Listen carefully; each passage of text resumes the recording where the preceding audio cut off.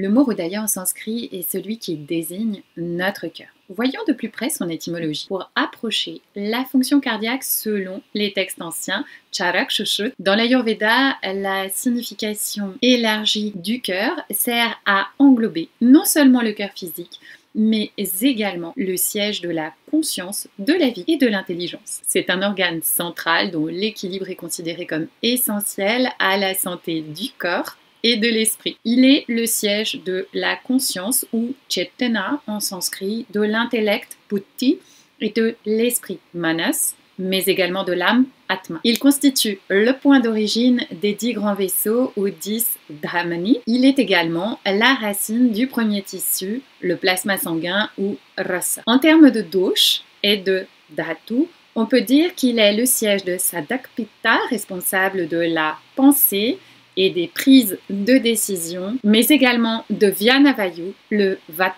circulant, et Avalambak Ka. Il est également le siège, comme je l'ai dit, de Rasadhatu et donc de l'intégralité des tissus qui vont suivre, qui sont au nombre de 7 et qui seront nourris au fur et à mesure de Rasa Arakta à Mansa, Meda, Asti, Maja, Shukra et ensuite Ojas. Shushruta Samhita le décrit comme un lotus inversé qui se ferme avec la nuit qui tombe et qui se rouvre lorsque le jour se produit.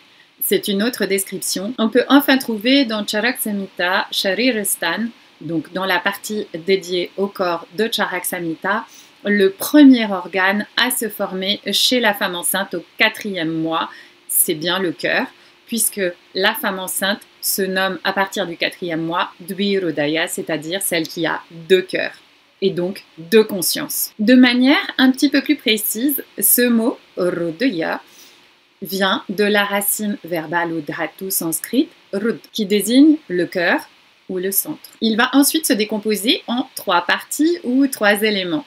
La première, c'est Ru, qui signifie attirer avec force, et cela évoque l'action du cœur qui aspire le sang ou qui ramène le sang et l'influx veineux de toutes les parties du corps. La deuxième, c'est Dodati, de la racine du verbe donner, qui représente la fonction opposée, qui est celle de distribuer et donc de donner le sang propre et oxygéné à l'ensemble de l'organisme. Enfin, la troisième syllabe, Yo, implique un mouvement rythmique. On peut donc voir que l'étymologie complète de Rodaya décrit parfaitement cet organe qui attire et qui expulse le sang de manière rythmique. Enfin, pour terminer, Rodaya fait partie des 3 grands marmas selon l'Ayurveda et donc fait partie des points les plus sensibles du corps, Trimarma avec Basti, la vessie, et Shira, la tête.